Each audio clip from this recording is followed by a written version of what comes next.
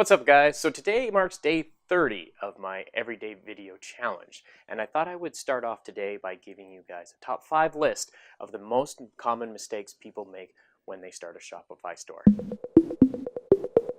Number 1 being a pretty obvious one: there is no shortcuts in business.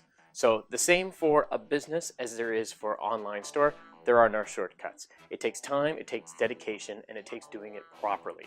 The more time you spend on the foundations of the stuff that you're building, better off you will be in the end. Number 2, not thinking about the business process first. So this is a common one. Everybody starts thinking about the technology. How is the technology going to help us solve this problem without first understanding the problem itself?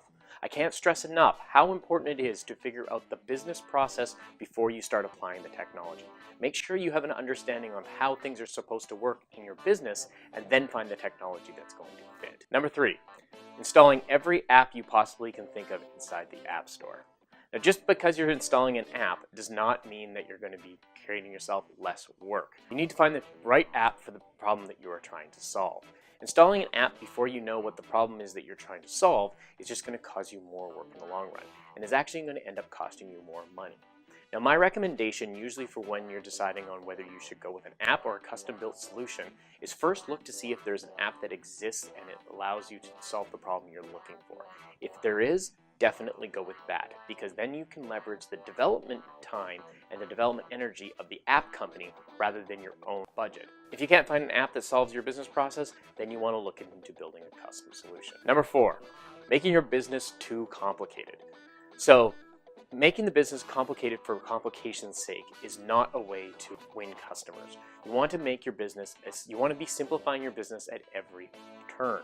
Make it easier so that people can understand it and that you can pitch it to them in an elevator. If you can't explain your business in 2 or 3 sentences, you need to go back, rethink it, and then come up with a better way of explaining it, because if you can't understand it, how is someone else supposed to? And number 5 is having a budget set aside for refactoring code.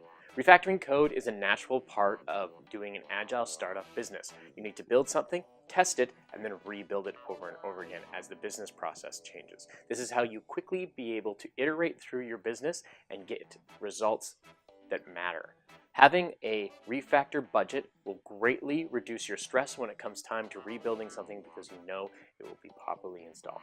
Thanks very much for coming by. I hope that this top 5 list was helpful for you. If it was, hit the like button, hit the bell button if that's something you're into, smash that subscribe button, and we will see you in the next one.